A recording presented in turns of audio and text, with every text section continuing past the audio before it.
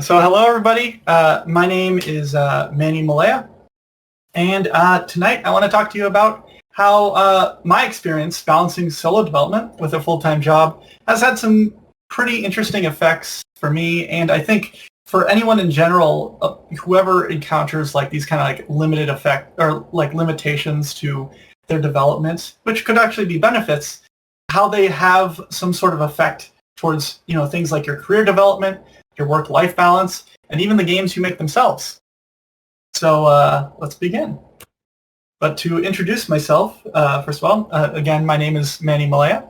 I'm a programmer primarily in the game dev space with a little bit of production skills and experience throughout many different projects, especially back in college, but even now as a serious game developer. I've worked on projects like Little Grim with Mass Digi, and more recently, Horitama with some MIT folk, which is a Tamagotchi. Oh, actually, let me go through here. But Horitama, a Tamagotchi horror game, released just this year that I worked on with some MIT folk. I was a Becker graduate, by the way, rest in peace, Becker. A Mass Digi alumni. I've been through SIP in the past, and I'm currently working on serious games at MIT Lincoln Lab. But as you could see, as I skipped a little bit far ahead, here's my situation. Basically, I've been working on this little game called Soul Irontail for a while, which is it's a momentum-based platformer where you can slide and charge around levels with this main character's tail. You meet strange characters like a Golden Scarf guide, just as equally to use strange creatures and evil pumpkin robots on a journey to find your family, or some resemblance of a family. I've actually been working on this for nearly like 2.5 years now, which is much longer than I had expected. So as you could see from some of that footage, I put a lot of work to it, and it's been super fun to make. And while I've been working on this, I've been also doing, of course, a full-time job, and a lot of it solo. So a little asterisk there because I have had a little bit of help here and there throughout my journey, but I'll get to that later. And maybe your experience is pretty similar to this, actually. I think a lot of people may encounter these situations where they have they want to be an indie developer or they want to work on games, but they have a full-time job, or they're working, solo, or they've been working too long on a project. I think these situations happen so much to so many developers for many different reasons. But it's those dynamics that I actually think make our experiences in our work very special. So I'm not going to say I'm like super experienced enough to give all the answers. I left college like 3 years ago, so there's a lot of things I still need to learn. So rather than making this kind of like an advice presentation, I'll give a little bit of that here and there with what I can, but I did want to kind of analyze some of the effects that I had and that maybe you might have, and you may find interesting. You may see those as beneficial, or you may see the limitations a bit too far. But you'll see some changes. You'll definitely see some changes in things like your expectations, your goals, how you think about your career, how you think about your personal goals, how the games themselves are affected, how your work-life balance is affected, and a bunch of other crazy things, really. So if you can bear with my quirky analysis, let's dive right in. So part-time indie dude, full-time professional dude. Before we head in, I think this is very important for all those full-time job people. Check with your job if you are required to inform them about any presentations, such as this one, which actually has been reviewed, or paid outside activities. So, if you have a full-time job and you have some different sort of way of making some money, maybe you want to kind of like take a look at what their rules are around that. Sometimes companies do, sometimes they don't. But please take a look at all times. So a full-time job. One of the, I'm going to start off with some of kind of the interesting kind of benefits that I see with having a full-time job. But one of the big ones is definitely a source of income, basically a main source of income, and hopefully a stable source of income. But I think, with that, it definitely makes sure that, one of those goals of having to need financial success with your games, it's like no longer as much of a factor as it would need to be.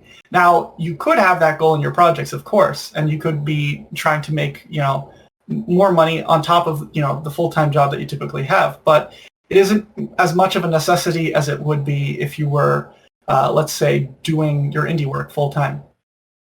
And I mean, in general, your circumstances may not be as tight as they could be.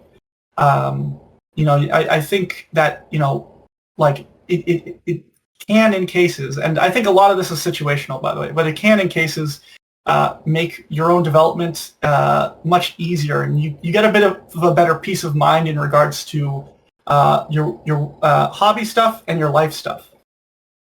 And of course, on top of that, you have financial resources available now. You can do things like paying contractors. You can get any sort of talent that you need to help you with your project. And this could be either people that you need because you can't do kind of like a certain discipline at all, or I also recommend this, but getting people in a discipline that you can do, but you may just not be as efficient in it as you could be. So maybe something like art. But I think that's actually a really cool benefit. Another thing is being able to market more. With those, extra out-of-pocket resources, you can, pay for going, for getting a booth at an event, or working on market service, getting marketing services. Like I've used Woovit in the past for influencer marketing. But you can do a lot of these things that, without a main source of income, you may have to rely on separate investors in order to get those. But I would also say, an important thing, but don't spend all of what you have. Budget for, kind of like the development that you want for your game, but don't go too far to the point where it goes into your life finances. And I'm saying this for the really passionate folk, but always keep that in mind. Now, going outside of a source of income, I think it can also be a bit of a break from your own mind. Now, once again, this is situational, but I have seen, from my own experience, is that being in kind of like a different state of mind, working under someone else with different intentions, a different perspective. I'm not always 100% looking at that big project that I'm super interested in doing. And I do think it allows you to take a step back, even give you a little bit of, recover a bit of energy from nonstop working on something that you're doing, even yourself. And you even get some opportunities to think a little bit more about, what are you doing in your work? I've definitely noticed some kind of shower thought experiences when I'm just coding at work. But whether you're an artist or a coder or a designer, I think sometimes you do get those opportunities where you're just I have a new sense of inspiration for when I get back to work. To solve a problem or to implement something that I wanted to add. And on top of that, I also think it can be a great learning feedback loop.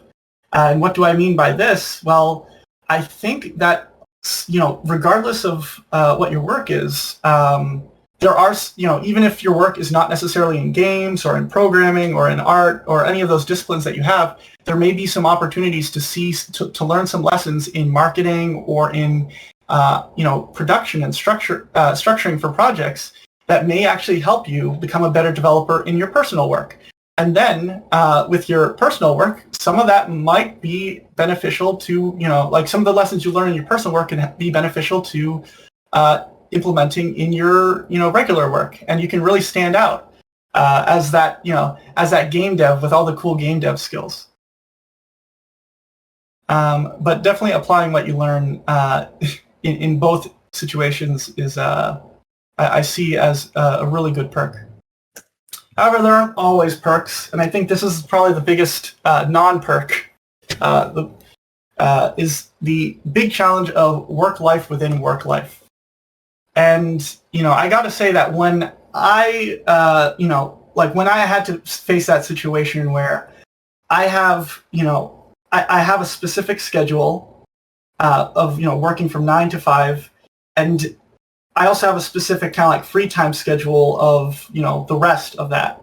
I became a lot more conscious of how I kind of schedule for myself. This is something I kind of like picked up in college, but now that I'm actually like in a full-time job, I'm actually really getting into. But like I start thinking like, so what free time do I replace with work time?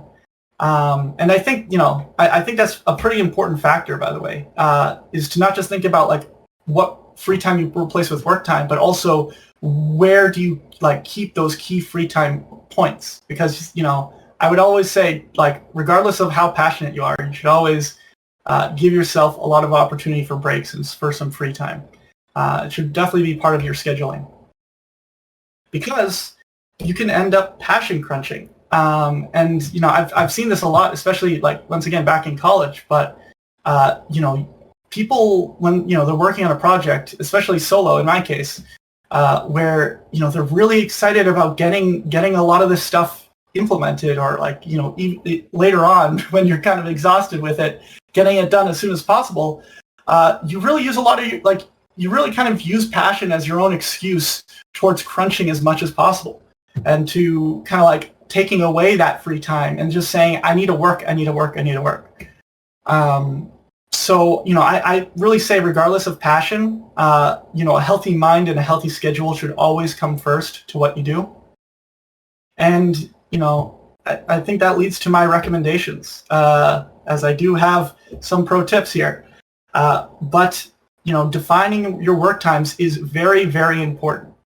And on top of that, like I said, defining your free times are also equally as important. On top of that, being able to set your work limits and your definition of done for what you're doing for your work. So in this case, I actually like to have two limits. I like to have a time-based limit and a work-based limit, where I'll say, I want to work from, for example, I want to work on like this weekday from 7 to 9. And if I hit 9 o'clock, that means I'm done. If I also want to make sure that, like, basically my main focus of this day is to make sure that I can finish this little piece of work. If I can finish that, that's also my definition of done. So if I hit either one of those kind of goalposts, then I say, okay, that's it for the day. And I think that's a really important thing to do, is to not say, oh, well, it's 9 o'clock, but I haven't finished the thing I wanted to do, so I want to keep going further than that. Or, oh, I finished this, unless you finish this super duper early, but I finished this thing at like maybe the 45-minute mark of my like kind of hour of work. I think I can work on something else, something additional. I think that can sometimes lead to you kind of like overworking past your limits. So please kind of take those into consideration. You don't have to use two, but you can use just one, like a time-based limit or a work-based limit. I like to use both. So I think like going past my full-time job stuff and going as I go into my solo discussion, I do want to talk a bit about achievements. I do want to take a pause here, because I do think that setting achievements is just as equally important when you're trying to kind of get something done, both with like having to deal with the limitations of something else taking most of your day and most of your time every day, and working solo. So I really have to say that like every time you start working on a project, and I think that everyone's heard this, but I think it's important to nail in the head that every time you start working in a project, you really need to define your goals. Like, what is your main goals? What is your main goal for the project, and what are your minor goals? Like, what are you intending to do with this project or your multiple projects? Some of these could be for learning or for practice. Maybe you want to do a project that will help you understand a brand new game engine. That is something I should probably do with Unreal Engine 5, as we've talked in the past about Unreal Engine 5, and it sounds super cool. Maybe you want to learn a brand new genre, like, in my case, platforming, but also in other cases, You want to learn about strategy games, and you want to learn how those type of games work. Maybe this is a portfolio piece that you want to show to employers. Maybe this is really just a project for fun. Maybe this is just a hobby project, not meant to be kind of like financially successful or anything. It's just, I just want to make something super fun. Maybe it's the exact opposite, and you're doing this to make as much money as possible. Or maybe this is that dream project that you've always wanted to do. Regardless of what it is, you do have to set those milestones, and we have to set those goals, and you have to make that lead into setting milestones as well. Think of kind of like that schedule of where you want to work and how much you want to work, what you want to get done by a certain point.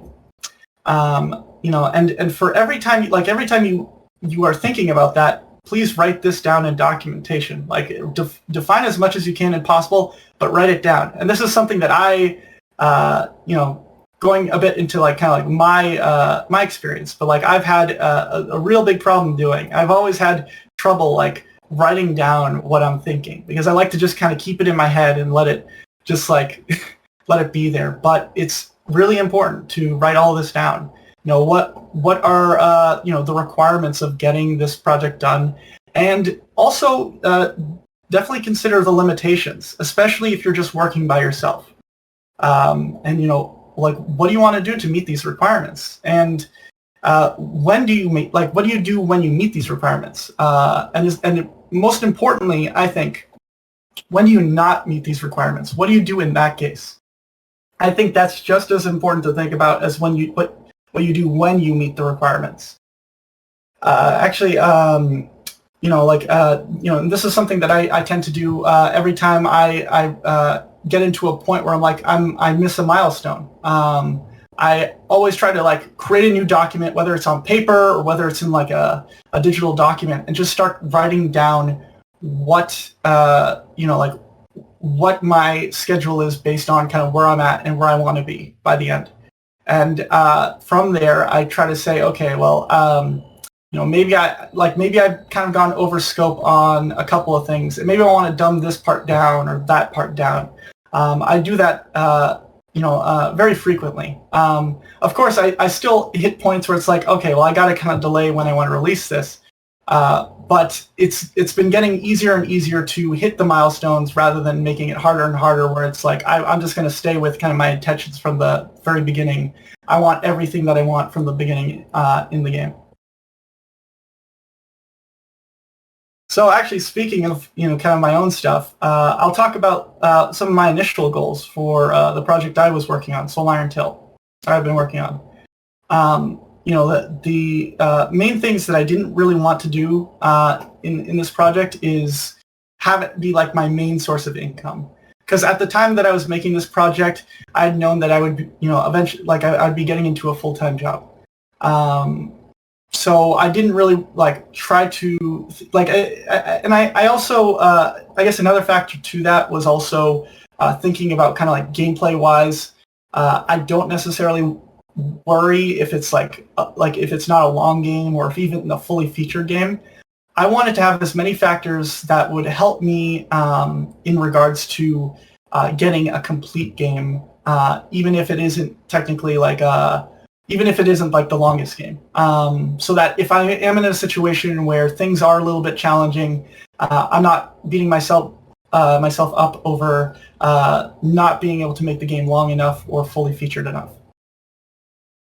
Kind of heading into my main goals, actually, and this is kind of where those focuses that I'm not going towards are, the reason behind those is because my main goal was to practice product development independently with this game. I learned a lot of stuff with Mass Digi and through college, and even now that I'm working full-time on serious games, I really wanted to focus on trying to practice some of those things that I had learned. Practice marketing, practice production skills, practice prototyping and experimenting with playtesters, just to be able to understand if this is something that I can do on my own. Basically, how am I able to kind of self-publish, and what things go into that? And I've definitely learned a lot throughout these years. From a kind of like a programming and design side, I did have a lot of experience actually in 3D platforms because I've always wanted to make a platformer. Even though I've heard a lot of things like wise, very oversaturated. And if you were here a couple months earlier for the Nine Talk, you may have heard about like how there's a lot of expectations for platformers. It's a really challenging kind of genre to go into and be successful in.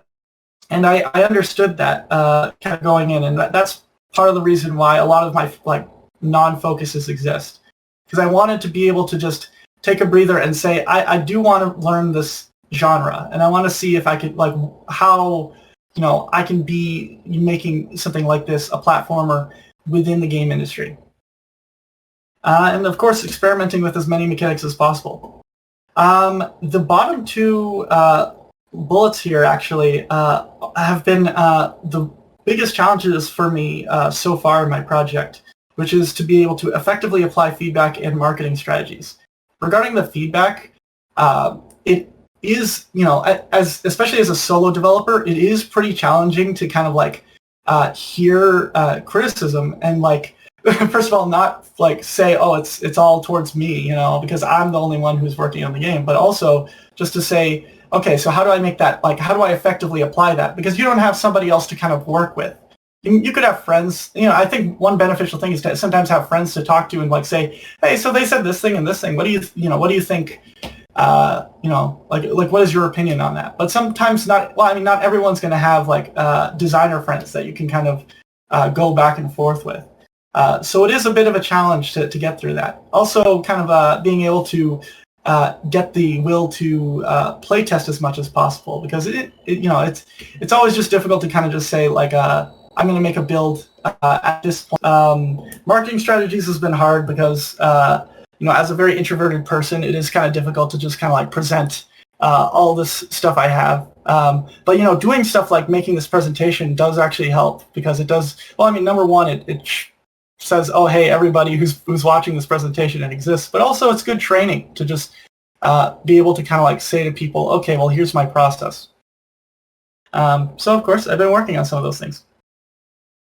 But if I can go to the next slide. Okay, now it's the working solo part, which is probably going to be the most interesting part here. But what is that asterisk all about? What's the deal with that?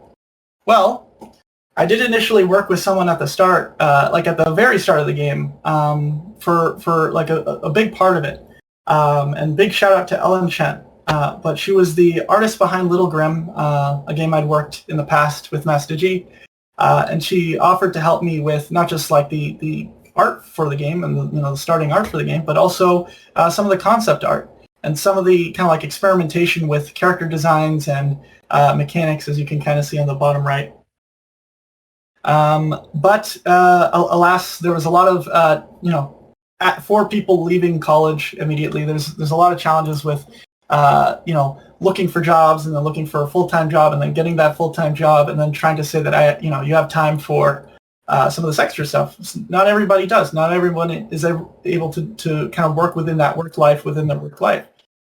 So she's no longer in the project, though we chat regularly, so everything's all fine there.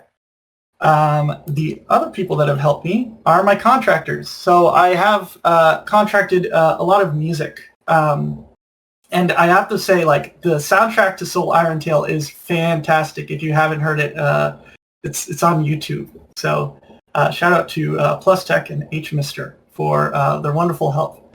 And finally, my supportive family. Not everyone in my family is an artist or a programmer or a musician, but they have been very supportive of me, and they have been able to kind of like present my game to people and just like say, oh, hey, check out what my brother or what my son is doing. So I have to really give big props to them. But working solo, kind of what are What are some of the benefits I've seen about working solo? Well, for one, I think like one of the main ones I think is the ability to kind of like artistically express your own personality or your personal stuff. And like I think it's like no matter like if your game is like whatever genre your game is, whether your game's dramatic or comedy, whether it's like a crazy make-out puzzle game, or like you're evading taxes, or maybe you're doing like some crazy simulation game. Part of you is in that, and I think that's something to really appreciate. The other thing is that the development experience is pretty unique within itself. As I've kind of been mentioning through this presentation, but there's a lot that kind of happens when you're kind of developing yourself, and I think I've been asked about this, but I think it might actually be beneficial for solo developers to have a devlog kind of share them trying to figure out themselves, like, okay, well, how do I sort out this crazy game, and how do I make it into a super cool game that everyone's going to check out? But like that's something to really document and appreciate. In addition, just like with having a full-time job, but like it's another like really big learning experience. Part of that is that you wear multiple hats, and in some cases you wear all the hats. So you engage with nearly every single element of your game, and you start to kind of understand what other disciplines have to go through, so that when you eventually, like if you do work in a team, you understand a little bit more about what those other disciplines have to go through, and you can kind of like relate and be interested in when some artist starts drawing in ZBrush, and you as a programmer are like, I've used ZBrush before. So I think that's a really big benefit. On top of that, this is where it's a little bit like there's positives and negatives, but the avenue for experimentation, it's a really good time to start playing a bunch of different things and start seeing what sticks and what doesn't. And when doing with a couple of people, prototyping isn't nearly as fast as when you're doing it by yourself. And I think as a developer, you start like kind of looking at different games, different media, you start having ideas for different mechanics, and like this is your opportunity to start experimenting with them. It's just a matter of, does your experiment interest people enough, or is it exciting enough? And I think that's important too. Is this also exciting enough that you want to start working on a full game on it?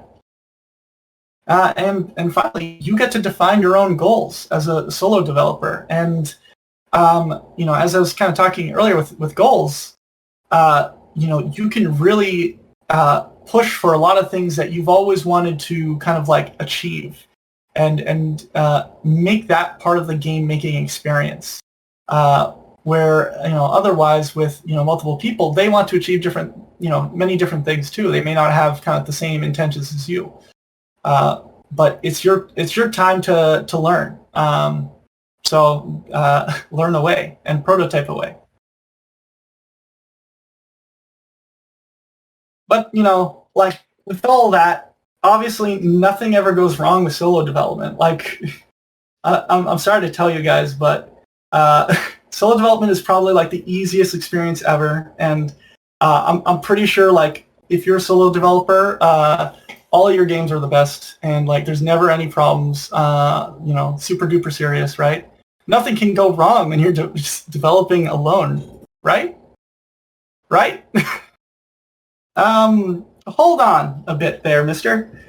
You have no filter to review and reject your crazy ideas. Your scope can kind of go through the roof. It can just keep going and going and going, and it's up to you to kind of manage that. Your development could last weeks, months, and years longer than you expect. There's that feeling that like look at all those other teams with like those higher quality projects, and like how do I achieve the same thing as they can do as a solo developer? like a lot of the criticism you get for your game, like, is that towards me? Other things can get in the way of your development, life things. Is the game going to succeed? How can you make it succeed? Is this marketing stuff is hard. Like, your enthusiasm starts to fluctuate. What's going on? That's the rabbit hole. And you've just hit the rabbit hole. But many developers hit this. You can look on, different discussions and different posts and different forums, and a lot of people are going to talk about this, where they say, I've been working on this game for a couple of years, and I've been working on it by myself, and I've been trying to do this and do this and that, but I'm just like kind of losing, enthusiasm here, and I just don't know what to do. But that's something that will happen from time to time, and actually for a lot of people, like, you'll at least have some form of, like, some element of that. But first of all, I need to say, don't feel bad if that felt familiar. It happens to a lot of developers, especially those who like to start out. It turns out you let the passion get the best of you, and you're passionate. Yes, you can prevent it, and as you can see with my little list here, there are many, there have been many talks about how you should prevent it, and many different, little pieces of advice that you will definitely look online for. You can look online at any point. But I am going to say it isn't very easy. Regardless, you should still, keep things like common pitfalls in mind, and being diligent with your development, your marketing, and your timing, and your time management, basically, and learning from criticism. In fact, I had a friend who said that, I think it's like a lot of time management and, just being super effective with criticism. But I do think that, a lot of people are going to hit that. And, I want to, a part of the thing that I want to do for this presentation is kind of explain, what do you do? What kind of ways can you kind of get out of that rabbit hole, either as a preventative measure or as, like you're, a couple of months away from releasing your project, or even a month away from releasing your project? Well, some things I would like to say that I would recommend you could do is taking a step back and reviewing the progress that you made. Some people may look at their progress in a negative light, but trust me, there are a ton of positives to the amount of, like, the work you've been doing and the amount of work that you've been doing. People have been doing a lot.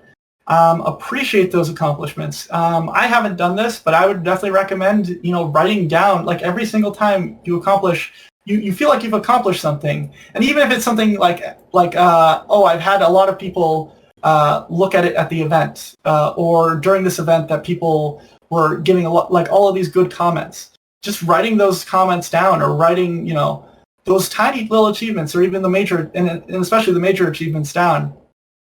And then, like, whenever you're feeling like, oh, I haven't achieved anything, being able to look at what you've done and what you've achieved, that can be very helpful to making you understand where you are, especially when you're developing solo. Knowing that, like, I did all of this is a really crazy thing to appreciate, but it's something that you should be aware of, and you should appreciate that you, either yourself or with some of these limitations, you were able to accomplish this. Also take time to review, like, the scope that you have at that current state. What's pushing your project back, or what's making you crunch really hard? As I've said, I tend to look at this every time I think I miss a milestone. I start to kind of review where I might have, went a little too far in my planning, and, where I should probably scale back. And, I think if you are in, like, in some of those worst case scenarios where it's like, I just want to stop the project now, I kind of want to work on, I want to be able to work on brand new projects. There's multiple ways to go about that in that situation. Of course, like, some people will just kill the project and just say, well, I'm not going to release anything from this project. I'm just going to kill it. Some people may say, oh, I want to push, like, right through, and I want to get it done. And, like, sometimes it works, sometimes it doesn't. But I like to think that regardless, you have a lot of even like small content to big content. You have content that might be interesting to share. So you could do things like, if you can, releasing your minimum viable product of your project. Look at look at how you can maybe cut what you have down into a consumable experience that can just has a start and an end, or maybe just has even being able to show a single level. I think is pretty nice to kind of put out there.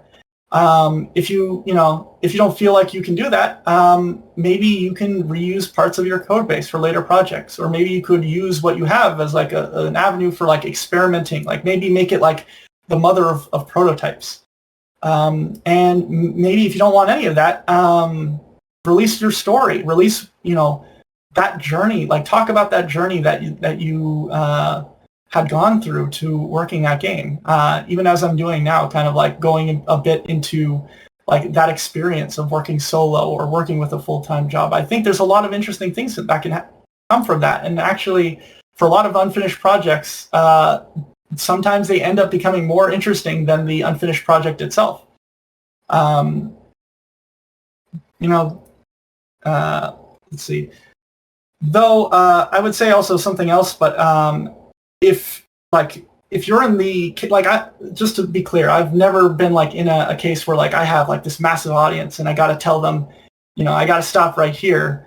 But I think if you are in that case, I'm not the one who has all this experience with it, but just being I think it's pretty safe to say you should communicate this with your audience very clearly before you get into that point where you're just going to just say kill it or turn it into something else. Being some people get angry, but as long as you're clear, you're not going to get people angry for maybe more valid reasons.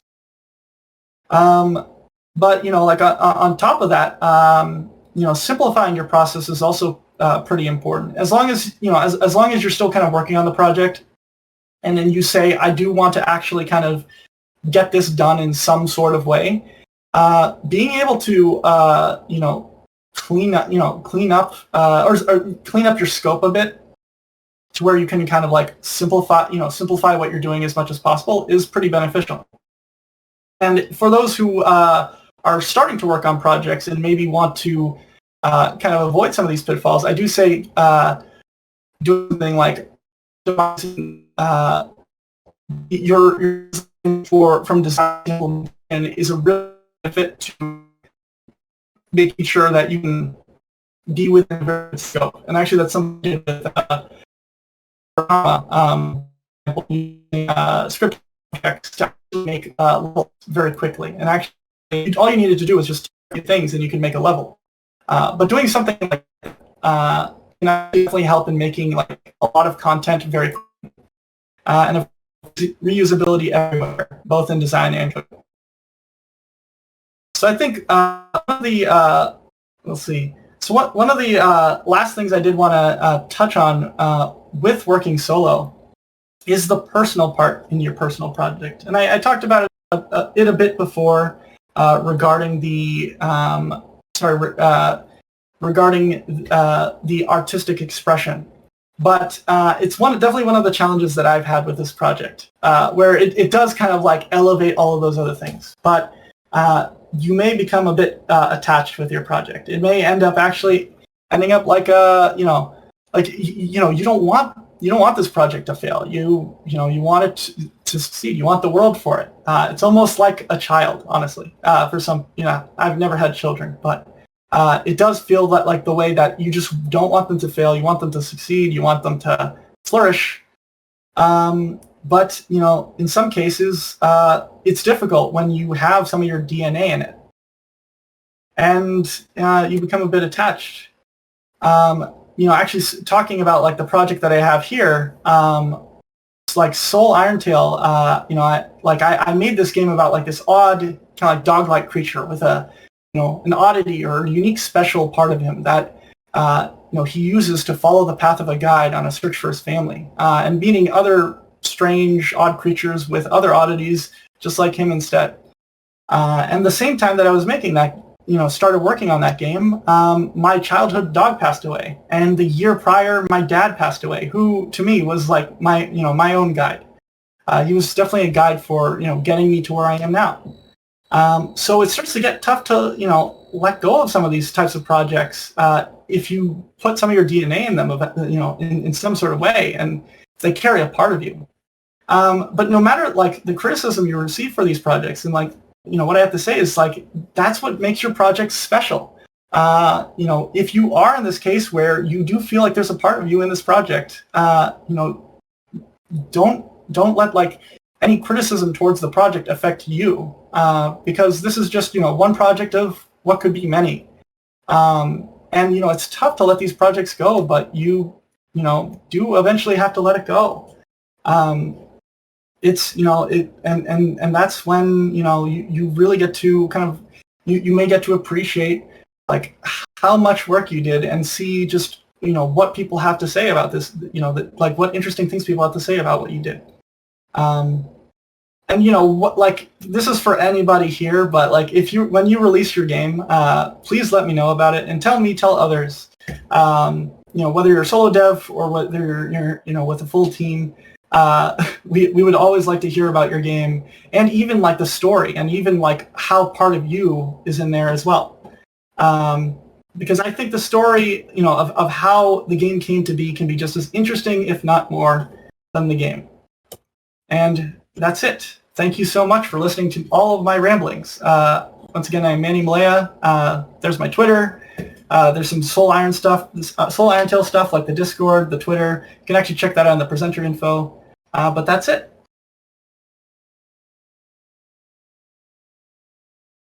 Awesome. Thanks, man. Right, Manny. Thank you, Manny. Good job. Thank you. Nice slides. Yeah. Nice artwork on the slides. It's really cool. Mm-hmm. Was that all art from your game? Oh yeah. Let's see. Well, that's a real dog. Yes. Yeah. You know what? I wish this was art for my game. But sadly, no. But yeah. A lot of this is artwork for my game. Please go check it out. Demos on Steam. And I got a Discord.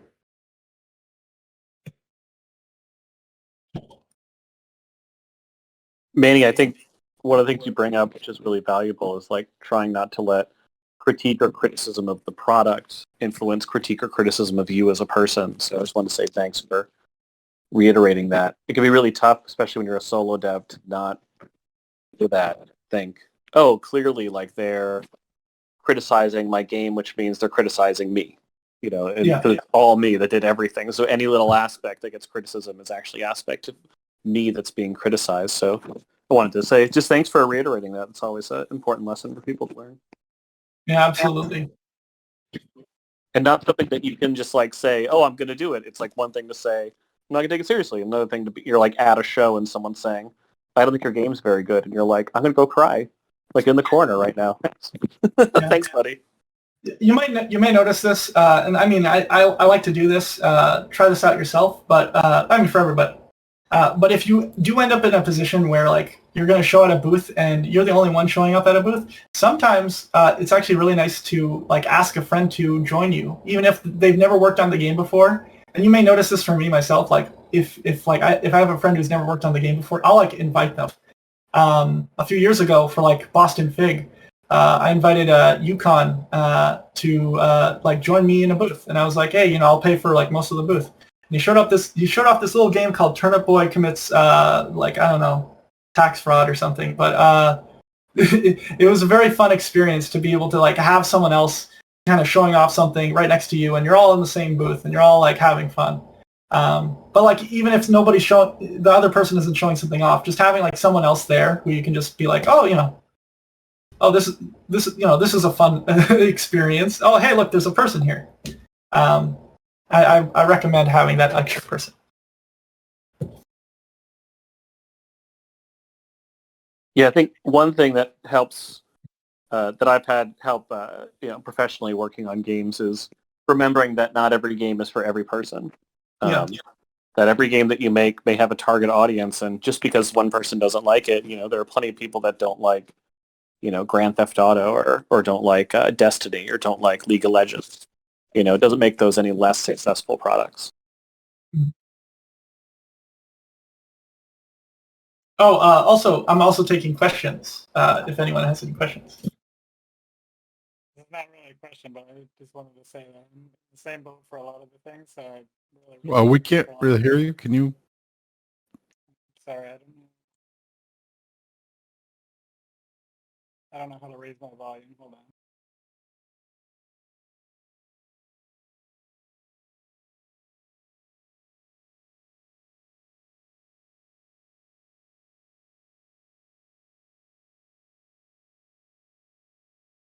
I'm not sure if this is any better, but I just want to say it was Much a great better. talk, and yeah, I really resonated with a lot of the stuff. So good work. That's fantastic to hear. I don't know if the guy who set up the 9 Talk is here, but that's Ro. how that's how I felt with Ro's talk too. And I was like, hey, you know what? This is interesting. I probably want to talk about some things too.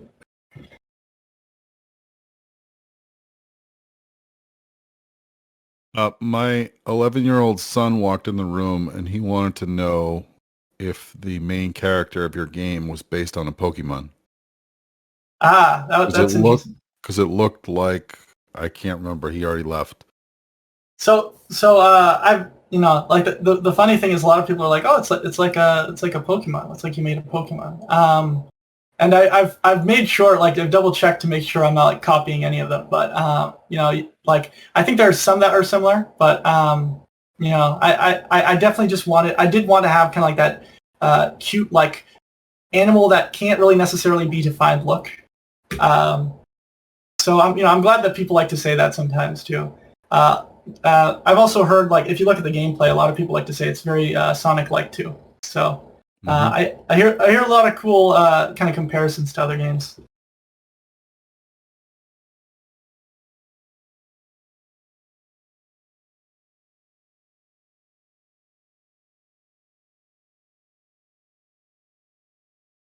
Any other questions from anyone?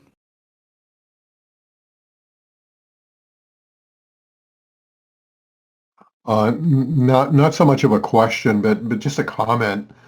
Obviously, it can be hard to be a solo developer if you're developing everything yourself. On the other hand, there are those advantages because a lot of times when people get together and say, "Hey, let's make a game. It'll be really cool." Depending on the size of the team and the amount of commitment and stuff, there's so many projects that get started like that and don't continue because they weren't started off as solo projects. And whereas it's usually, easier in some ways to start as a solo project, if that falls apart, as a group project, if people flake out or they're just not able to do it because people underestimate the amount of time it might take or it can be harder to get together and things like that. And I've done a lot of remote development with teams, but when you're doing that more of as your full-time job, then that certainly can work. But if everybody else on the project there has full-time jobs, it can be really hard for everybody to continue. So if you are starting it solo, that does have some advantages because then that, like, okay, this is what I'm going to be doing, and these are the skills I need to ramp up on, and you can always add people, especially if, like you were saying, you can get basically some contractors to work on it. But doing one of these things where you're just like starting a game for fun with a team, there's always the risks that some people that in that team are gonna, they just won't have time for it. And if they don't, that can be harder to kind of fill those shoes and continue. Whereas if you're working solo, it's really all on you, which obviously has challenges, but does have that little bit of an advantage. Yeah, absolutely. Actually, part of the reason why I wanted to, if you saw my main goal of saying like producing a product, it was like producing a product independently. One of the reasons why I wanted to kind of like focus on seeing, how much I could do with what I learned, like as a solo, developer, is because I have been in that experience where, like I'm in college and I'm, there's this one project we had that like I was working with seniors and I was a junior. So as soon as the seniors graduated, and the project was like amazing, I loved the game, and when I showed it at PAX, people loved it too. But as soon as the seniors left, things got really more complicated when saying, okay, well, are we going to release this game or not? And so, like, there were some people who were just like, I'd love to release this game. Other people were like, oh, well, I don't know. And, where it's like, it gets very complicated. Or it's like, oh, now I can't finish it.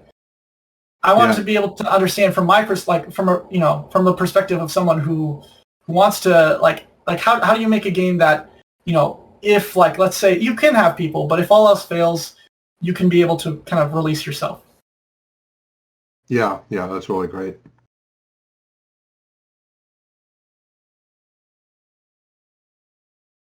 Any more comments, questions?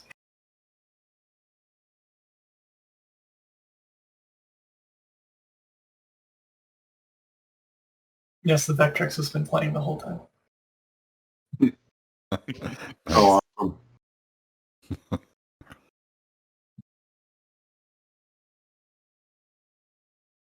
I have a question. What have you done about playtesters? Have you done? Do you have a group of people that you always come back to, or do you just get random people, or mix of both? Yeah, I mean that's probably been like the biggest challenge, and like back in like when I was doing the Master Digi Game Challenge, like 2019, which is when I first showed off like my little prototype of the game. That was kind of one of the comments that is like, be able to like play test this as much as possible. That's something I found really challenging, just from the perspective that like it's very hard for me to kind of like be like, okay, now is the time when I like show it to people and then get feedback. Mostly just because it's I don't know, it's a lot of just kind of like I don't know, maybe like just this a little bit of that fear of like, oh, I'm going to present to people. The other part of it is in just being able to get like a good avenue for it. Like now like back when I started, I wasn't part of like this community as much as I was before. But now actually with things like we actually have the playtesting and feedback Discord, and I know we have these nights where people like show demos. I've had more opportunities to be able to kind of like show to people. In regards to like actually playtesting, it's a little bit more difficult with after COVID. Like there were more events about like showcasing what you've done so far and then getting feedback on like the video representation, more so than actually having people like pick up a controller and try it out. Where I found it, where I found like it really helps me is actually when I start showing, when I start like sending like emails to like just regular YouTubers and have them play the game, because that's when like if I have them play the demo, for example, I get to actually see like parts that they find like really fun or like really uncomfortable, and that's why I say like I update my demo frequently, because like I don't always like I will update and I'll put like maybe a different level than the level that was there before, just so I can see how people go through that level and see like, well, what ways can I kind of polish here? So that's my indirect way of being able to like play test, and I know it's not like the most like the cleanest. I would prefer if people are interested in my Discord for the game, being able to kind of like give them like demos there, just kind of like what Ro's doing with his Discord. So yeah, if people are interested, please check out that Discord too, and I may start putting out some builds.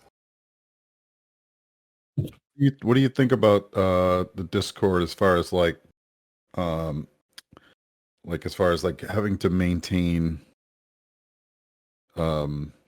a Discord, like you don't want to, if it's not already in your loop of things that you're checking, like if it tends to be like quiet for a little bit, or yeah. Oh, you'll if you go to my Discord, you'll see that like that it's it's been like it sometimes have bursts of activity followed by like being quiet. That's mostly just and actually that's something interesting to me. So just to explain, I've actually been like, I forgot to mention this, but one of the things that I do as part of my schedule is that during the weekends, I try to do something, early in the morning during the weekends, I try to do something kind of marketing related, whether that's sending an email to someone, or, even like building up that email list, which now, like I have one, but, or, trying a different, social media platform. Like I made like one TikTok video and and like trying all these different things. But, with Discord, I thought actually that would be a place where it's very easy for me because I'm always on Discord every single day. But I do find it hard because, like my channel is kind of like off in the side, and, I'll send out the link, but, I think, you need to like have a good way of presenting that link to people before people like start saying, okay, I'm going to go click on this. So the answer is, it's actually pretty challenging for me. I've seen other people do very well at it. Some people with like 500 users for their games. So, I think it just depends on how you do it. Yeah. Yeah, it's just hard, like, being in so many servers and stuff just gets lost. You get like a notification, you're like, where, what was that? And you have to check all these servers. And I should probably hire like a marketing person to help me in the future for future projects. Because Soul Iron Tail is actually like I'm trying to get it done, within a couple of months, and I've been like, just really pushing towards doing that, and also cutting down like based on what things I want to do. And as much as like I'm saying, oh, I want to do those things, I say, hey, I have enough content that I'm happy, so we're gonna keep it right there. it says you're releasing in the spring. Yeah, I think I have to update that just by like maybe a month or two. But I mean, that's the thing that I'm happy about is I can say a month or two rather than like next year. Yeah. Or let's move it from the spring to the fall, which is what I actually did like last year because of COVID actually did make it a bit it's interesting. COVID actually made it more difficult to like get that kind of free time in because of just circumstances I won't like fully go into, but it like that's always the struggle with like solo dev is like being able to just you're gonna find times where you lose some of that free time that you used to have. So how do you reorganize? Yep, definitely.